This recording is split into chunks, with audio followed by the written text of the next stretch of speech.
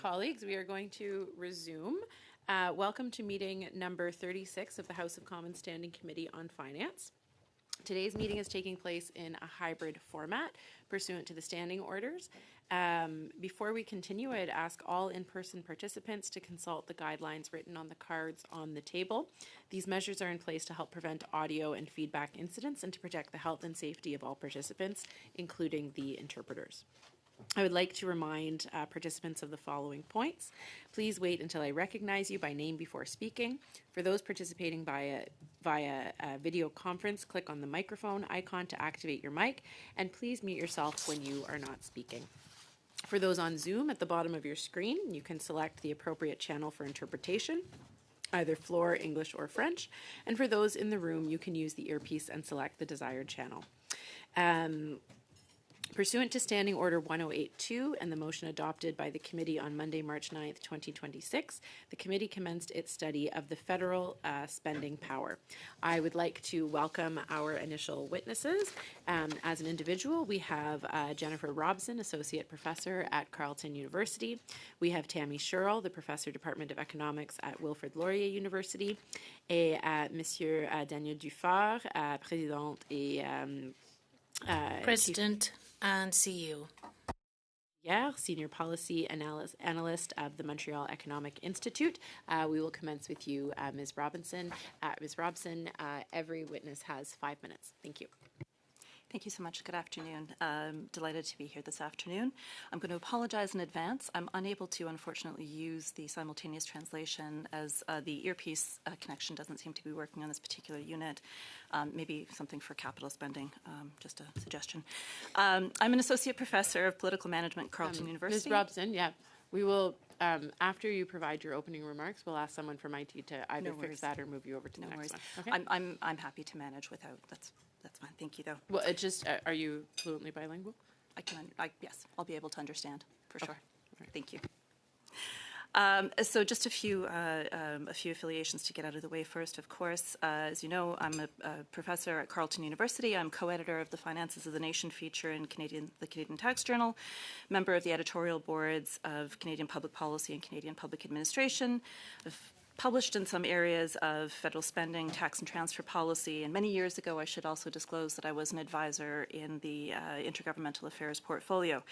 And my employer, of course, would like me to remind you I'm here today as an individual and my testimony reflects only my own views. A couple of comments as you begin this study that I would like to share with you for your consideration. First, Canada is a federation and has generally demonstrated a very flexible approach with areas of effective responsibility shifting over time, sometimes towards greater decentralization, such as workforce development, immigration programs, and at other times towards greater centralization, such as income security and environmental protection.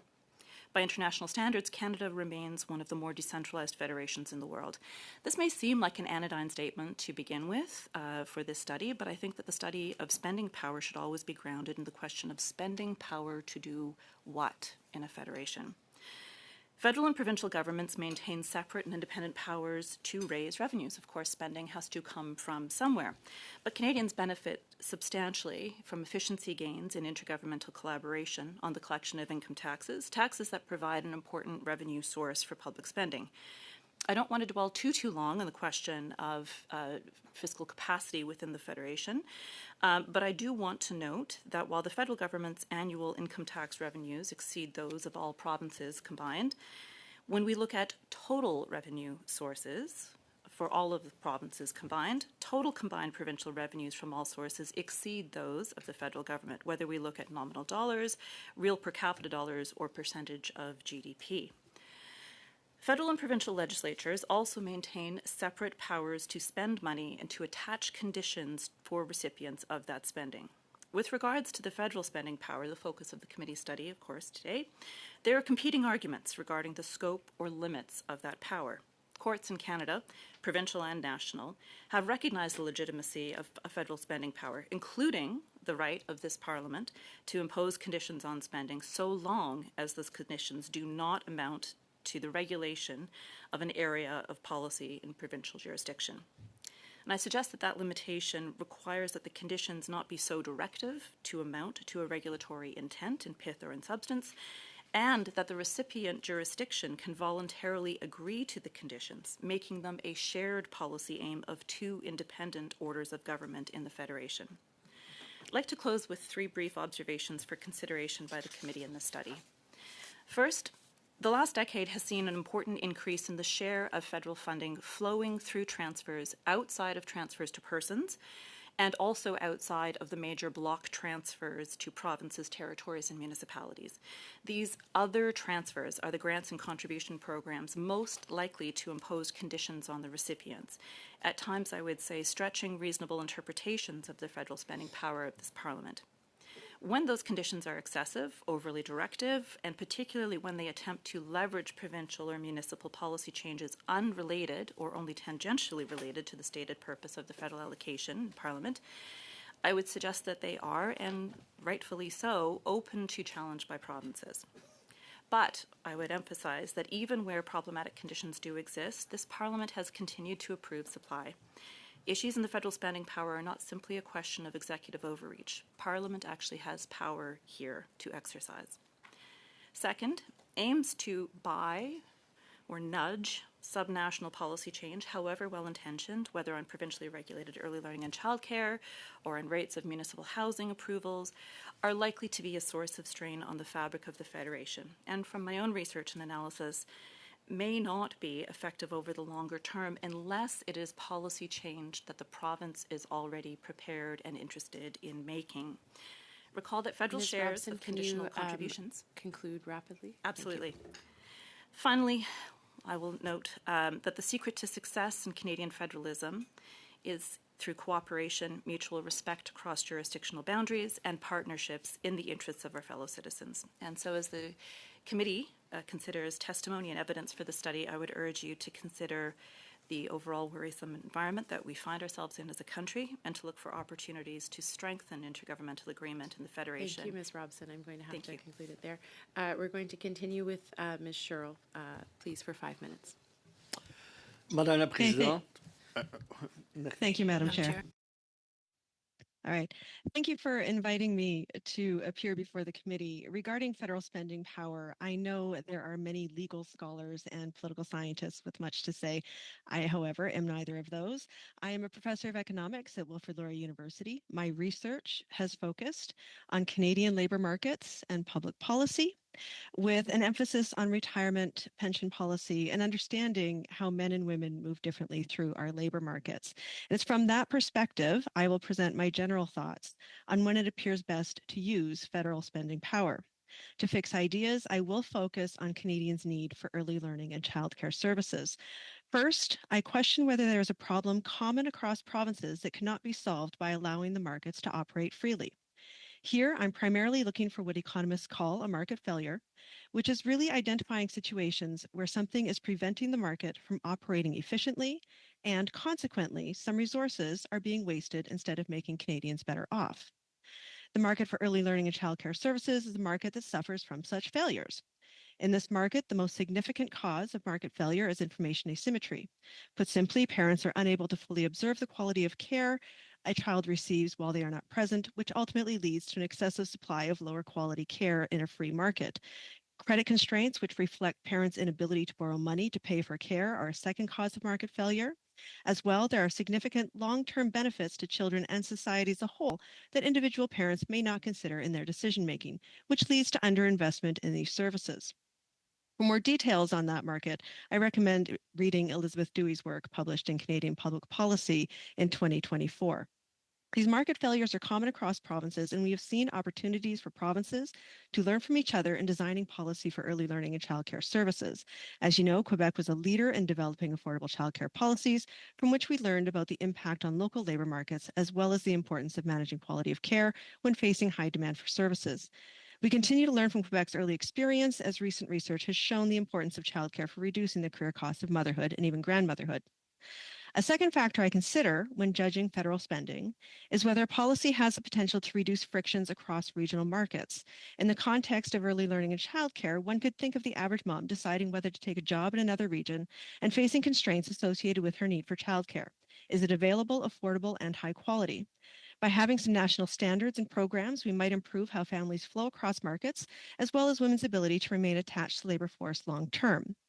There's a nice parallel here with the benefits of having the Canada Pension Plan. A family may also be thinking ahead to their retirement, and one of the Canada Pension Plan's best features is its portability between jobs anywhere across the country, making it easier to make a big career move. A third factor I consider when judging federal spending is the size of benefits that accrue to Canadians over time. This may be referred to as the marginal value of public funds. To fix ideas, we might think of a young woman who is graduating high school in Antigonish. She might want to come to Waterloo to study engineering with the potential for working in Calgary and Montreal and returning to Fredericton for retirement. Along the way, she'll become a mother, but her career plans will be affected by the availability of affordable, high-quality care and education for her child.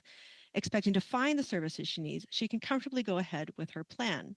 Empirically, the benefits of such programs have proven sizable. Children receive high-quality care. Women can find greater continuity in their careers, ultimately earning more while children are young and over their lifetime, and even relying less on grandparents earlier than optimal retirement to care for their grandchildren. That better career leads to a better pension and less reliance on programs that support low-income seniors. Despite the short-term costs involved within a specific province, the benefits accrue over the course of many decades and potentially across many provinces. To summarize, I see three important questions to ask regarding the use of federal spending power.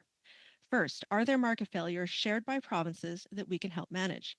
Second, is there potential for the policy to reduce frictions across markets? And third, what are the full benefits of a policy over time and across provinces? With that, I thank you for your attention and would welcome questions from the committee. Great, thank you very much, Ms. Cheryl. On va continuer maintenant avec Monsieur Dufault. We will now continue with Mr. Dufault for 5 minutes. Madam Chair, ladies and gentlemen, members of the committee, thank you for welcoming me here. We're here to share a reading, an economic rather than constitutional reading of the federal budgetary situation through an economic lens and to propose concrete avenues for reducing deficits, slowing the growth of debt and fostering economic growth in the Canadian economy. Today's budgetary challenge is first and foremost a spending problem.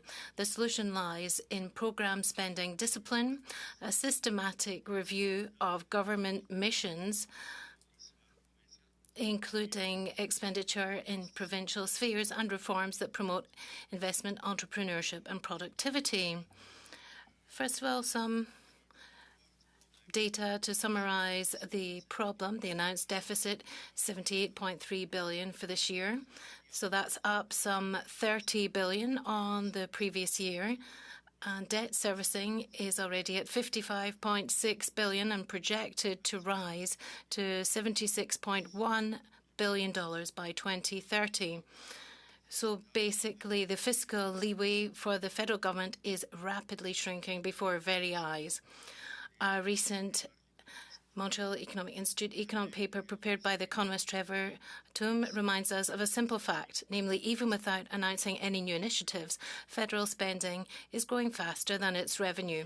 Over the next few years, federal revenue is set to grow at a rate of around 3.8% per year, while several expenditure items will increase even more to a high rate. If no corrective measures are taken, then the deficit could reach $117 billion by 2035. And there's some future pressures that have already been identified, such as military spending in the defence area, which has to go up to 3.5% of GDP by 2035, which implies a very rapid increase in military spending, and seniors' benefits are also growing rapidly as the population ages.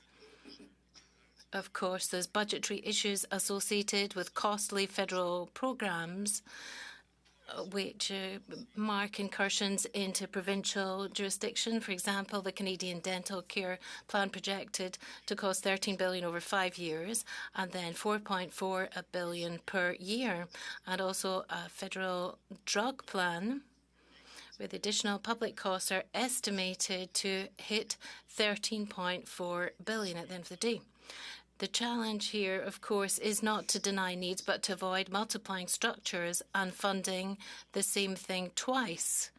Namely, the challenge is to ensure that we respect provincial jurisdiction. a review of the federal government's approach to spending power in areas of provincial jurisdiction would be well advised if we wish to actually make sure that we're not encroaching beyond federal fields of jurisdiction. And I would like to conclude by saying the following.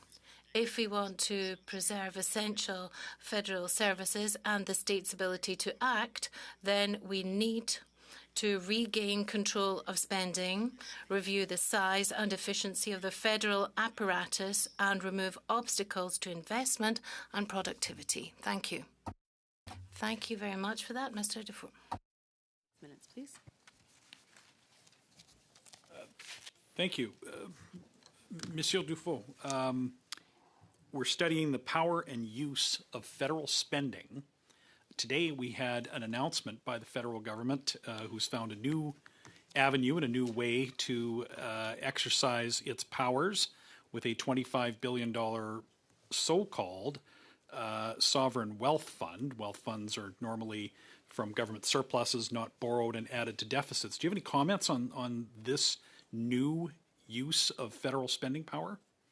L'idée générale d'un fonds The souverain. general idea with a sovereign fund is to invest surpluses, whereas we have a federal government that's accumulating deficits over the last 18 years. So the first condition doesn't seem to be met here. And then it does also seem that it's the type of economic policy that we've seen in the past with the Canada Infrastructure Bank. It was a bad policy, and it's still a bad economic policy today. So I can repeat in English. Fund is to reinvest surpluses. The federal government is actually running deficits, so this first condition does not appear to be met. In the second time, this looks very familiar to the kind of economic policy that we saw 10 years ago under the Trudeau government with the Canadian Infrastructure Bank. It was bad economic policy 10 years ago under Prime Minister Trudeau. If I may just jump in and thank you for those answers. But the Federal Infrastructure Bank, in your view, has been a failure of policy. Is that fair to say? It would not appear to have catalyzed private investments. In the way so it was it meant. failed to achieve what Yes. it set out to achieve. It just absorbed cash that it has spent on salaries and administration without delivering projects. Is that a fair assessment? It would appear to be so. Okay, and so, and yet, this new fund announced today is announced with similar objectives as a tool to generate investment in the Canadian economy. So this is doubling down on a failed approach. Would that be a fair assessment? Generally, a sovereign wealth fund would be investing outside of your own country. So a true sovereign wealth fund is where a country with a surplus sort of exports inflation and invests in other economies that as a hedge against their own economy. I mean, are these sort of the things that normally a sovereign wealth fund would entail? This, from details that we have now, it is a very peculiar kind of sovereign wealth fund that looks more like industrial policy rebranded than what a sovereign wealth fund would typically do. Okay, but unsuccessful industrial policy, because we've been hearing this for 10 years. Yes. Okay, thank you. So in your report in 2024, you published Booming Income Mobility Through Economic Liberty in Quebec. Do you have any lessons from this report that could be applied to Canada and inform Canadian fiscal policy or spending powers too? Absolument. En fait, ce qu'on constate, c'est qu'on a également... Absolutely. We also brought out with a report related to this a week ago on entrepreneurship in Quebec. We see that there's a drop-off in entrepreneurs in Quebec because there's regulatory burdens and also tax burdens. For example, the increase in the maximum taxation rate by the Trudeau government. And we brought out another report in September 2023, which put a figure on the drop-off in entrepreneurship. If we hadn't created this tax bracket, basically we lost out on 9,000 entrepreneurs that didn't become entrepreneurs because of this change in the tax bracket. And over the last 20 years, we see quite an important drop-off in the proportion of entrepreneurs, whether they're self-employed workers or other types of entrepreneurs with their own employees. This is alarming because this is something that's very much underway in Canada today. Was that in economically free environments, the persistence of income status through inheritance at birth is reduced. Those are your words. So in an economically free environment, people are able to succeed, and you don't have the disparity of wealth just created by inheritance. Yet at this committee, we have heard in our previous study about the real divide in Canada now between those that own real estate and those that do not, and the wealth concentration simply in those that owned property before the inflation took hold. Do you have any views on the distortions and whatnot that may come with as a result of the doubling of housing prices over the tenure of this government?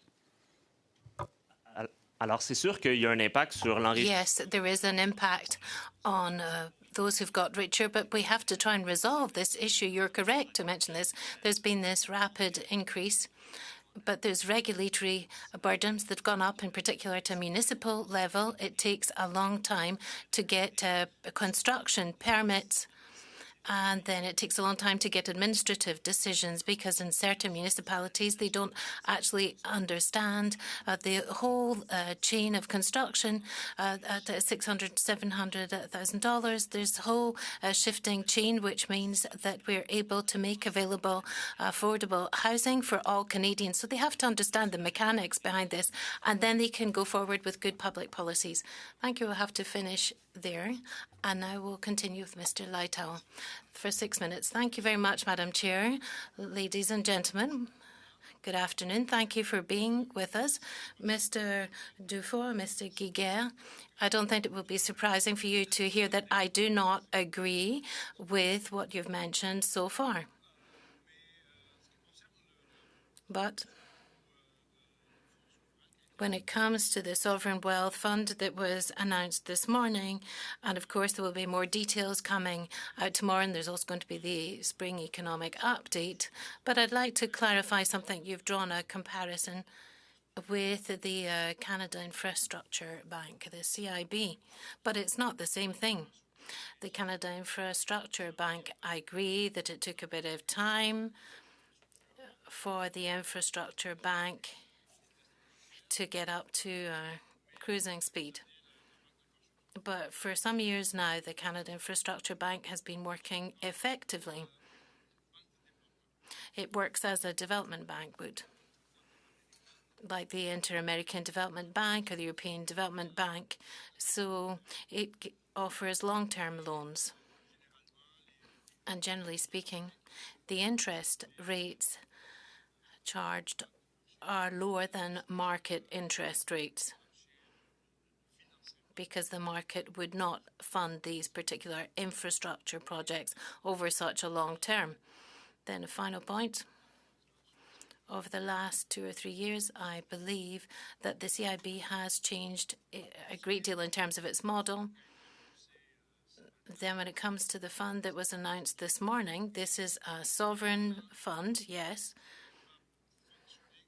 It's going to work as if it was an institutional investor. It's going to have shares and be a partial owner of certain projects that will be identified by the Major Projects Office, the MPO, and will provide long-term funding once again, but as an owner, partial owner, so it's a different model. And as it's managed at arm's length from the government, in principle, they are there to have a higher return generated compared to the operating costs. So these are two different models. So now my question. You've mentioned several times that these are all examples of industrial policy. And it didn't just date back to yesterday that your institute is not very keen on industrial policies in general. Now, in Quebec, in particular in Quebec, there's a vast consensus that exists when it comes to the state's capacity to intervene and develop industrial policies. Would you agree with that? Yes, it's true. There's a whole historical range and various examples of Quebec where there's been economic dirigisme. And Quebecers are very sensitive and alive to the fact that there's lots of examples where there have been very recent failures that were very costly for Quebecers, for example, in the battery sector. So it's that type of industrial policy that we find is particularly high risk and unwise. It doesn't replace a more competitive economy with predictable regulations and a lower discount rate. If we want to draw a parallel with the fund that's been announced today, it's not been created yet, but it's been announced today, then the example I would have offered is not the CIB, but rather the Caisse Dépôt in Quebec. But that's a whole other kettle of fish. Robson, thank you. Also, thank you for coming. A few things that you mentioned that I found quite interesting, and one of them was that you said that total provincial revenues, in fact, exceed total federal revenues, but that the federal government, however, generates more income tax revenue than the provinces. What conclusion do you take from that? What does that mean? Should we worry about that? What's the problem with that, if there is a problem? Sure. Thank you very much for the question. Yes, so just to put some figures to that statement, federal all-source revenue is about $500 billion, federal spending about 561, all-source revenue for the provinces 688 billion, give or take. And so I think it's important as the committee continues this study to bear in mind, because I think it was implicit in the motion that started this conversation, that there is a concern, obviously, about fiscal balance within the Federation, and I would just encourage the committee to consider all source revenues and to also recognize that we have politically in this country at times fallen into a bit of a pattern of thinking that if something is important enough, then the federal government must become responsible for it and it must become the spender, right? And in fact, there's a fair amount of fiscal capacity at the provincial level as well, and that it's not necessarily the case that simply by transferring fiscal capacity from federal to provincial governments that we would arrive at a better balance than we already have. So again, just to take that broader view that we tend to focus very much on income taxes as the primary method of generating revenues in this country, but the picture is much broader than that.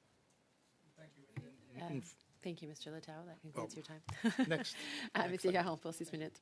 Mr. Garon, 6 minutes. Thank you, Chair, and welcome to all of the witnesses. Thank you for being with us today. I'll start with Professor. Sure, we always overlook those who are joining us remotely, so I'll start with you. Now, you've said that sometimes the federal spending power could come in and correct certain market failures and information asymmetry and so on. Recently, the Government of Canada has set up a national dental care problem. Now, Quebec already had its own IT system, in particular for children who could directly be given dental care. The federal government decided to send out checks directly to people for matters of visibility, but in fact, Quebec could directly already grant these services. So what is the market failure that the federal government has sorted out for Quebec in this particular case? Thank you for the question. I think that's an excellent question to ask. If you were to look at dental care generally, we're looking at a market failure. Au Québec, Madame Robson. In Quebec, please, specifically. So has the federal government actually sorted out a market imperfection, a market failure in Quebec by doing this and stepping in instead of the Quebec government? I'm not as familiar with Quebec's specific program. It sounds to me like there is a market failure that Quebec is addressing in the sense that insurance markets often fail to offer a well-priced good to a broad population. I would look more closely at whether or not there were anything missing in the Quebec system before commenting on that further. Oui, Madame la Présidente, c'est ça l'enjeu. Il y a un système Yes, Madam Chair, that's what at stake. We've got a Quebec system. The market failure's already been corrected in Quebec. And the rest of Canada, you're not familiar with the Quebec system, so you've got highly skilled people. Now, Professor Sherrill, I've read some of your papers. That's life. And then you think perhaps we should look at what's happening in Quebec when a system has been imposed in Quebec. For example, in the 1990s, the Liberal government emerged at the CHT and the CST, and there were drastic cuts, and so that means that in Quebec we're not able to go for this outpatient revolution, as we say in English. And Marcel Massy, who was president of the Treasury Board, and he said when Lucien Bouchard will have to make cuts in Ottawa, well, we'll be able to show Quebec that we have the means to actually preserve social services. So openly, the federal government cut off the social system in Quebec and to play around with politics with the people of Quebec. So what was the market failure that the Liberals were actually regulating in that particular case? I would have to ask them is really the answer to your question. I'm sorry. Moi, mon doctorat en économie me dit qu'ils ont Well, réglé. my doctorate in economics has shown me that they haven't actually resolved any market failure. Now I'll turn to you, Professor Robson, for my next question. When the federal government pays money with certain conditions,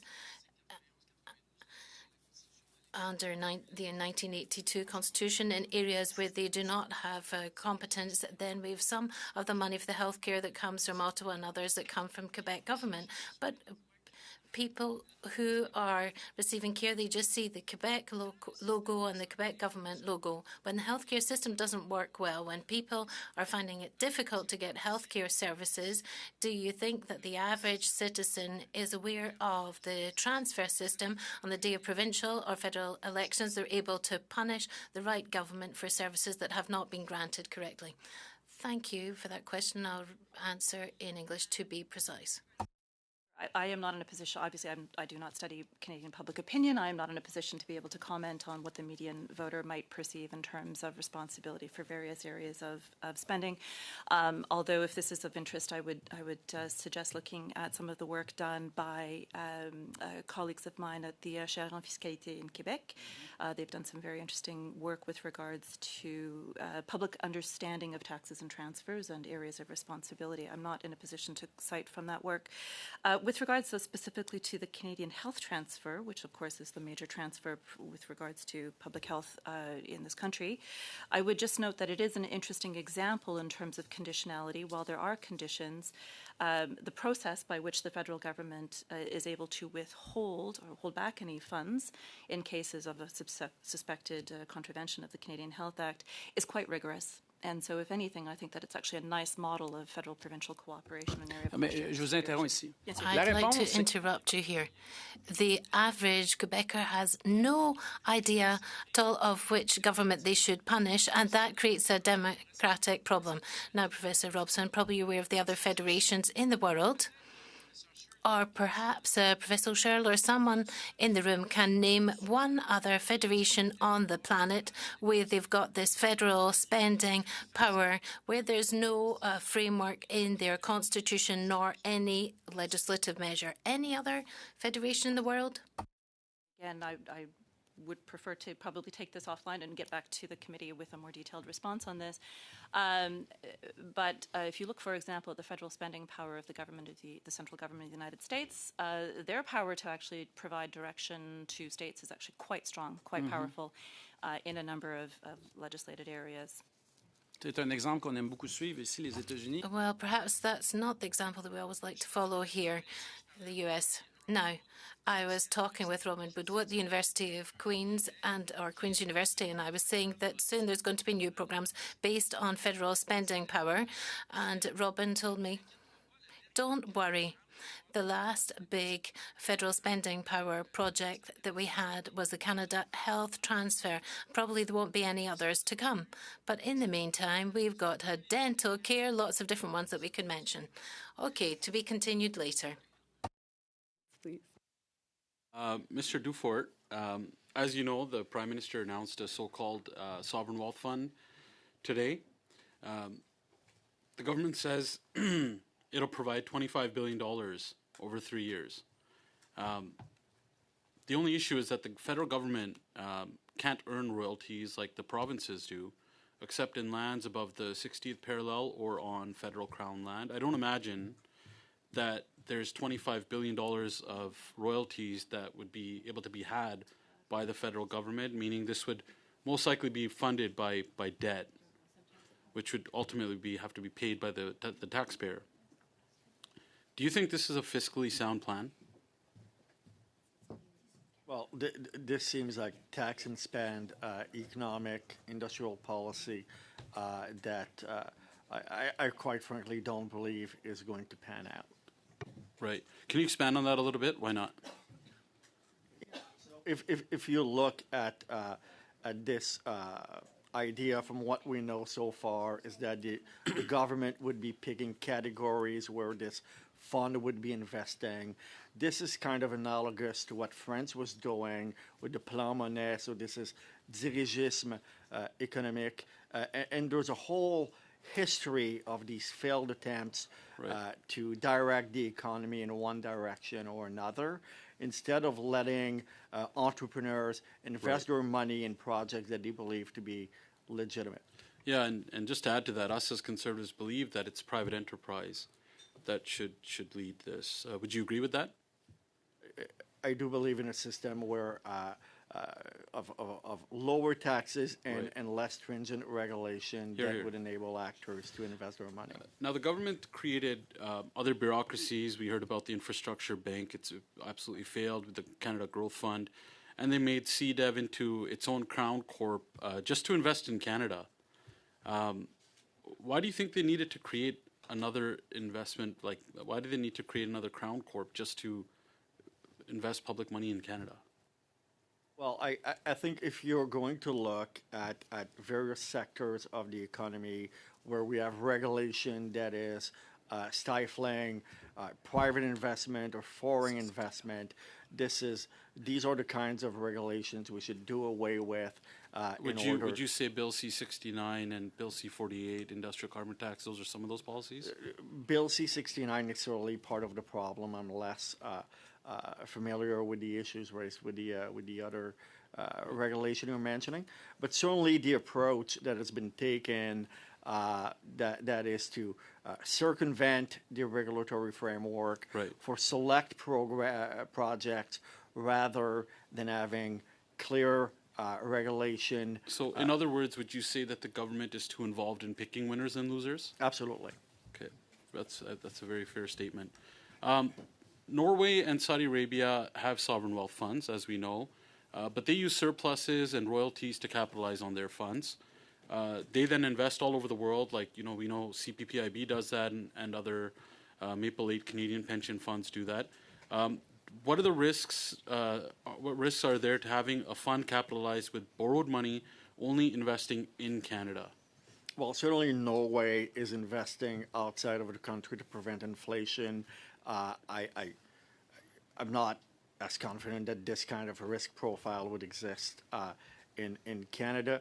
But certainly active management of these funds would expose Canadians to the risk profiles of the aforementioned investments instead of invested in indexed funds or things like that might be more appropriate. Now, Norway does not invest, their sovereign wealth fund does not invest in Norway. Yeah.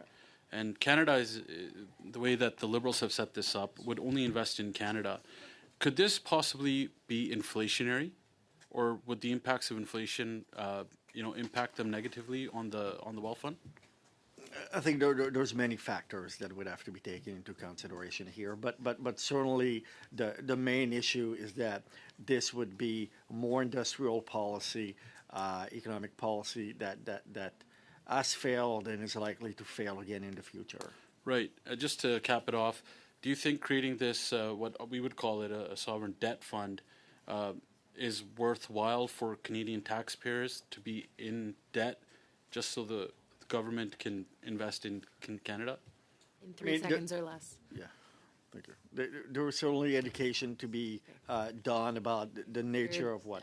Dufort, on doit terminer là, ça conclut le temps. I'm afraid time has run out. Thank you, Chair.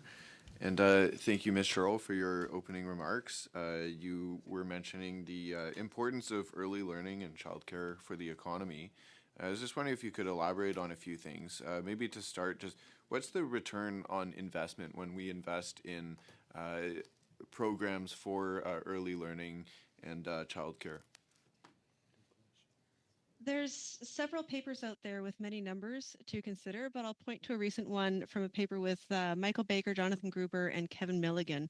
They've looked at women whose children were born when Quebec first introduced their larger program for affordable care.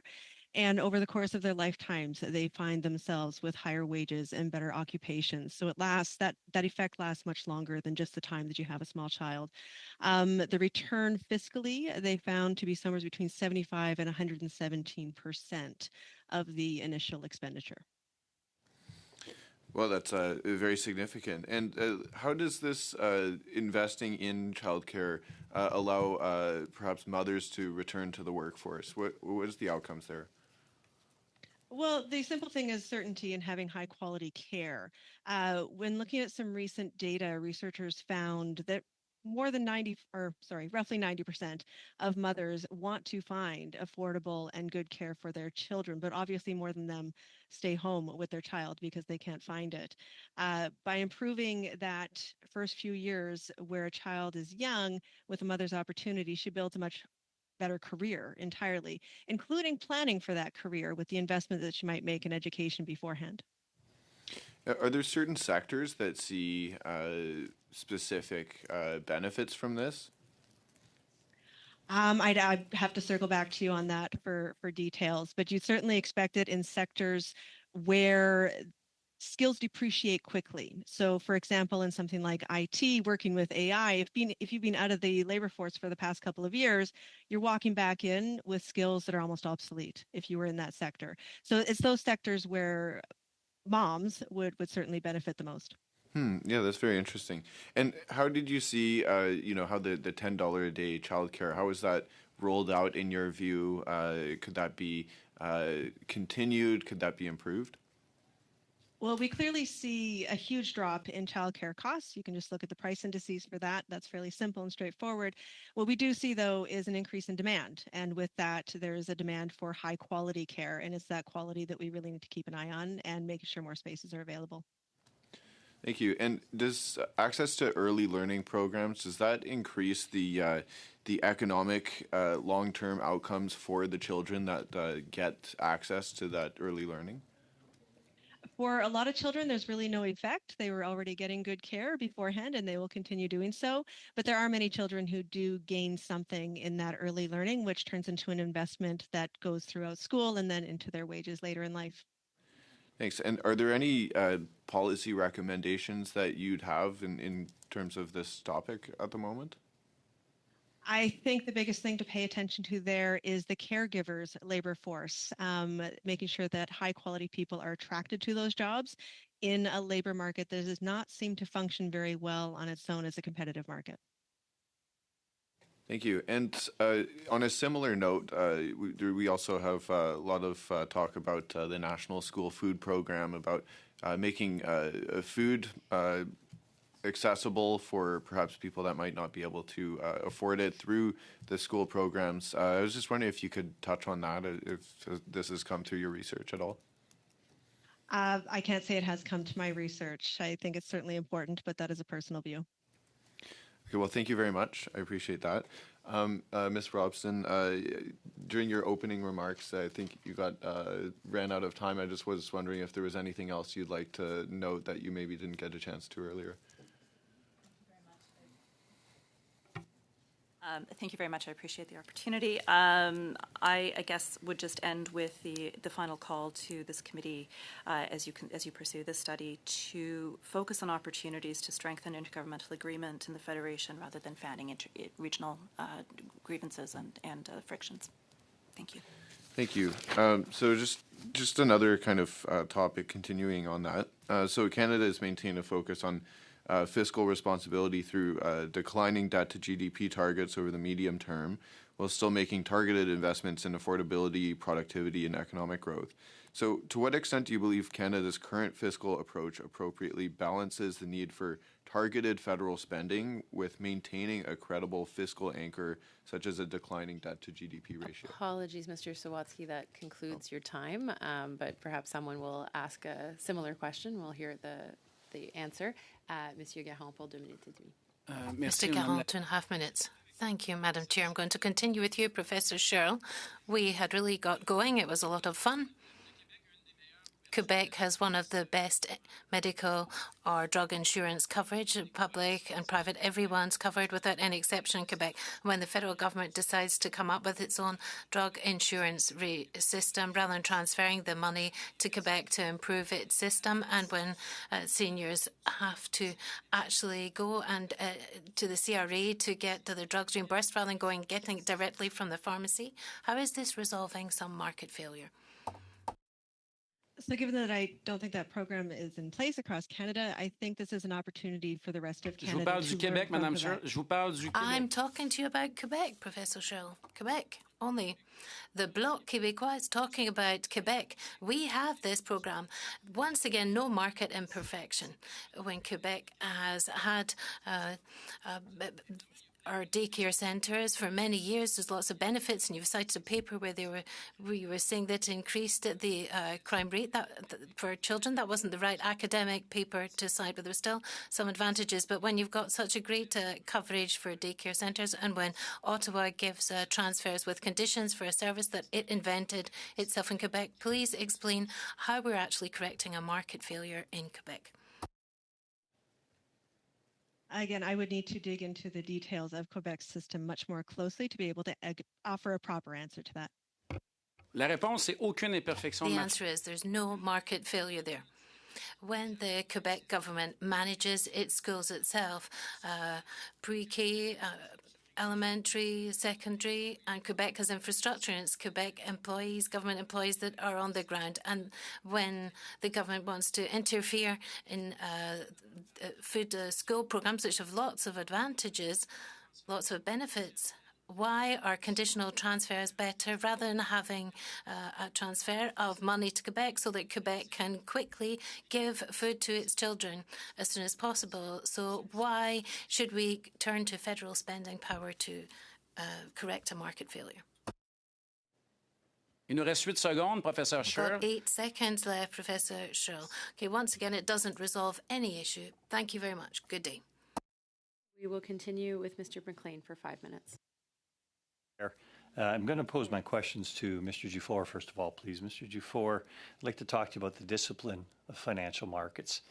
Both levels of governments, provinces and the federal government, as Madame Robson has pointed out, actually spend a lot of money, and the provinces actually spend more, raise more and spend more. And yet there is much more debt at the federal level than there is at the provincial levels of government combined. And that's partially because of discipline, because the provinces would have a downgrade in their debt rather quickly if they overspent the way the federal government overspends. Any comment on that? Ben, en fait, ce qu'on voit, Well, what we've observed, you're right to mention the fact that at federal level, they are more and more indebted from one year to another, and there's quite an increase in the deficit compared to the former Justin Trudeau government up to the Mark Carney government. So there's a big increase in the deficit, and that's unfortunate because when we look at the figures, it's not just going to be a significant increase in debt up to 2030, but according to the forecasts that we did with Trevor Toom last year in The Economist, we see that there's these increases. So the situation seems to be that we're going towards increasing indebtedness, and that's very problematic for Canada. I want to make is between the provinces and the federal government here. One of the big differences, of course, is the federal government's in charge of monetary policy. So the federal government has a bank that it can effectively borrow money from on its own. Quantitative easing means that when the federal government doesn't meet financial markets, the needs of financial markets in issuing debt, it just puts that debt on the balance sheet of the Bank of Canada. So in that respect, it has a tool that the provincial governments do not have in order to, have somebody take on debt that is mispriced in the market. Is that a fair way of reducing the provincial, wage earners across Canada by effectively making their dollars inflated because of the Bank of Canada's intervention? C'est une excellente question. On voit que That's an excellent question. We can see this is problematic because we're still increasing the deficit.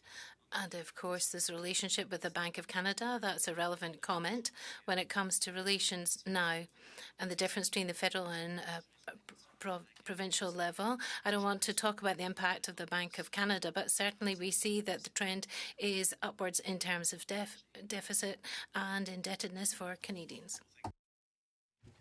Going back to the fund that the government's proposing to put together here for $25 billion, which may or may not be a smokescreen because it is just another tool for government spending.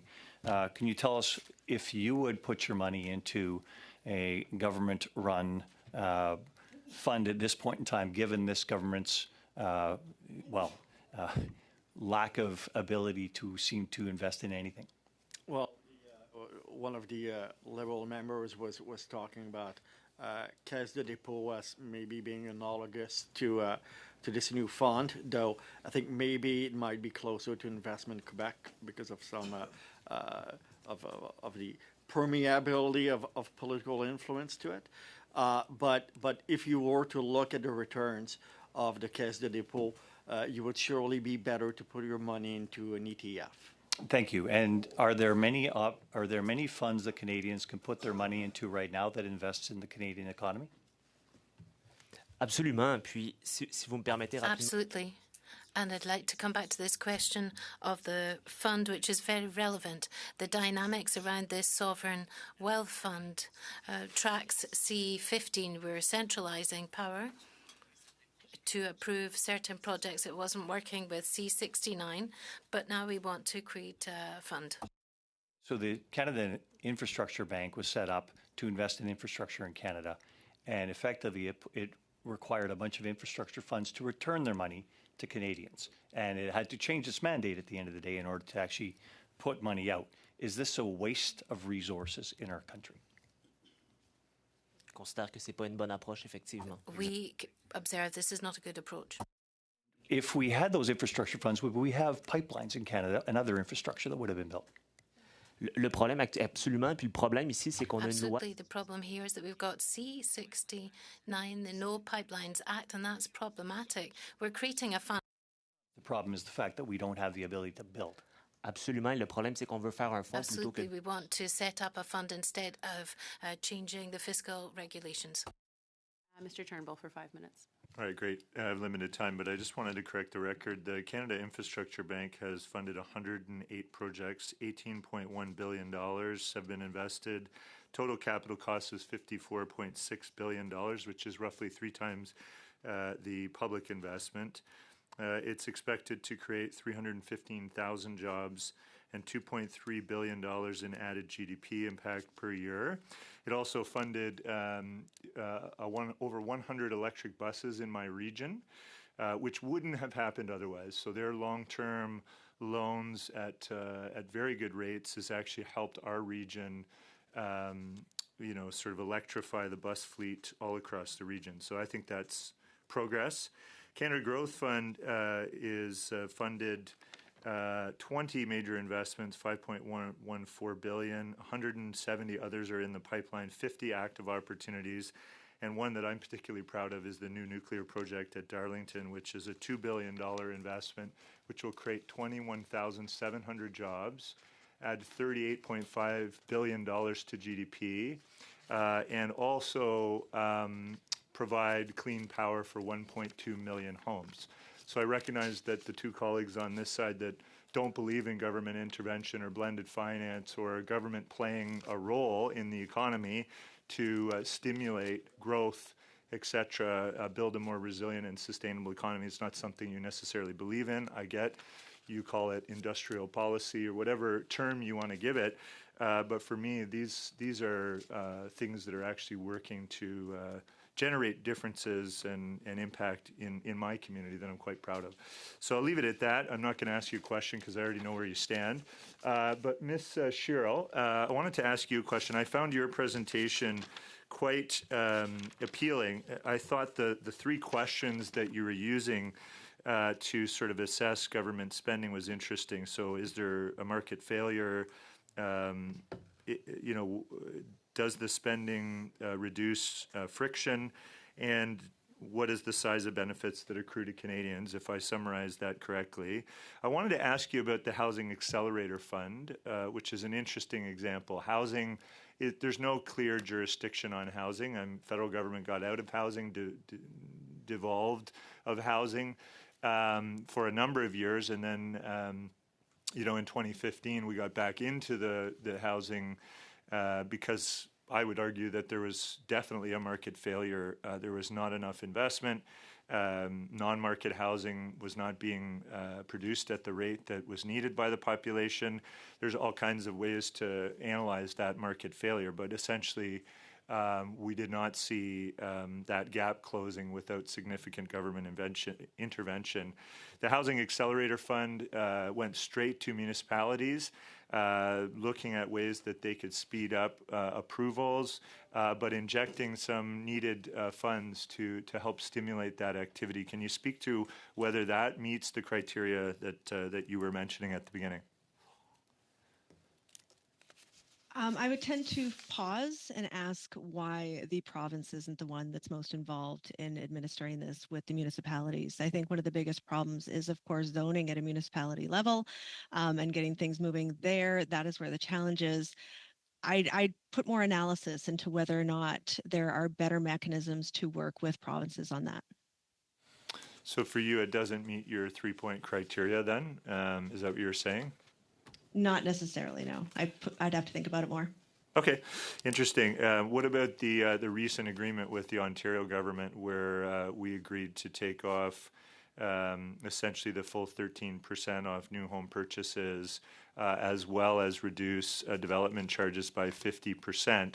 Would you say that's a template, given the fact that the Ontario government signed on to that agreement, that it'll knock approximately $200,000 off the purchase of a new home? Would you say that that's progress? And does it meet the criteria of your sort of three questions that you were asking at the outset?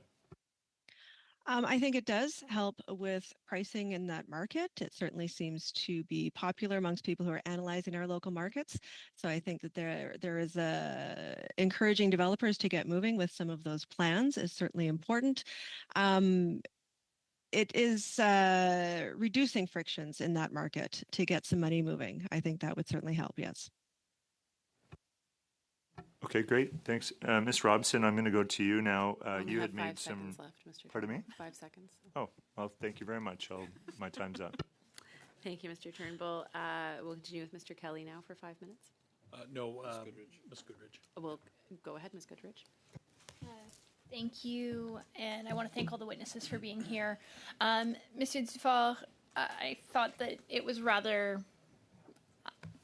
It didn't quite sit well with me to have Mr. Turnbull just go and attack you, put a whole bunch of words in your mouth, and not give you an opportunity to respond. So I'm going to give you that opportunity now, should you choose to do so. En fait, ce qu'on voit avec la notion d'interventionniste. So what we can see with the type of interventionist policy and what Mr. Turnbull has mentioned is the visible aspect of economic interventionism, but French economist or Frédéric Bastiat, the French author, has talked about the importance of what we cannot see, all the projects that do not move forward because of the crowding out from government investment or government expenditure rather than private sector, because too much money has been taxed. And we don't see either projects that don't move forward because of regulations, and they don't get a pass with C69. They don't get any permit. So all of these projects that could have moved ahead in Canada, we never see them because there's too much taxation, too much interventionism, and too many regulations. I'm the Member of Parliament for Fort McMurray Cold Lake, and if there is one place that can talk about overregulation, we see it full out. We've had more than 10 years of governments doing everything in their power to try and prevent any kind of expansion, any kind of development of the oil sands. We had 10 years of Justin Trudeau saying that this was the cousin that we should just be ashamed of, effectively, and putting every regulation in place to prevent any further government spending in this area. And so it's one of the things that when I look around my community and I see projects that are choosing to take up shop and move somewhere else in the world, it's because we have created a space where companies do not want to invest. So we are left in a very complicated space. And so what do you think, would you recommend the federal government do when it comes to regulation? Stop over-regulating the economy and stop coming out with new programs that are straight out of a technocratic fever dream. I very much appreciate that, and I think that kind of sums up my feeling in a good way. To Ms. Schertl, you've talked a lot about childcare, and my question to you is, what about all of the families? There are so many reports that there are more families waiting on waiting lists now than there was 5 years ago. Stats Canada is showing that parents are waiting longer and longer on these wait lists. Ontario's Auditor General just recently published that 27% of the spaces that were created aren't being filled.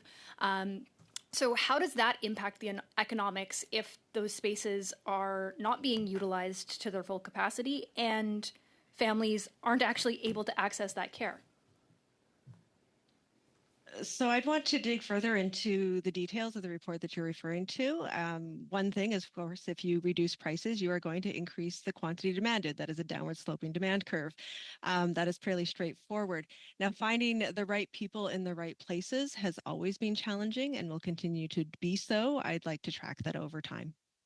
Well, and I think one of the big challenges is that this was an Ottawa Knows Best program that was created in such a space where it works fairly well for people that work relatively regular Monday to Friday, 8 to 5 hours. It doesn't work very well for people that work shift work, that have overnights, that do all these other things. There was really no flexibility built into this program. And in places in Alberta, in Saskatchewan, in British Columbia, but really right across the country, we hear from so many parents that the access to childcare they have available to them means that they take a lesser paying job because they can't get the overnight shifts as part of the childcare deal. And therefore, it gets rid of the fact that that's what they actually need, because that is seen as a luxury and explicitly designed out of this program.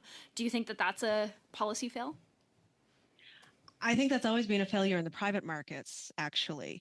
One of the policy fails is that we haven't yet addressed that absence of care. And that's high quality care that parents can rely on when they are shift workers. I am a family with a shift worker. This is incredibly difficult to find, that kind of high quality care that is within a reasonable price range. That has always been a problem in the private market, definitely. Well, and a large part of that is due to different regulations that exist. I know we have a 24/7 daycare in Fort McMurray. I'm going to give a shout out to KP Squared, but they had to do all kinds of fights to get through that just to make that work. Mr. McDonald now for 5 minutes. Thank you. Thank you, Madam Chair, and thank you to the witnesses today. I'm going to go back to what Ms. Dobson, you said in your opening remarks in regards to the federal model that we're in, where in my situation, I represent the smallest province in Confederation, PEI, and so we are highly reliant on the federal government for transfers in our province. The actual budget of PEI is 40% of its budget is based on federal transfers. But I don't agree with calling it a have-not. It does create economic activity. But what I do see is that those services like the Canada Health Transfer and the social transfer do create friction between the province and the federal government in regards to, I think it's more to Mr. Garon's point earlier, general public doesn't understand who's responsible for what. So I just wondered if you comment on that. Like, is there ways that the federal government can put strings attached to the funding so that certain outcomes are guaranteed? That obviously creates more friction, but it is something that the voters would like to see. Thank you very much for the question. Let me try and deal with the block transfer issue separately from these other transfers that I spoke about that are kind of grants and contributions that tend to have more conditions attached. Look, with regards to block transfers, I think obviously from a provincial fiscal perspective, predictability and stability of the revenue source is very important.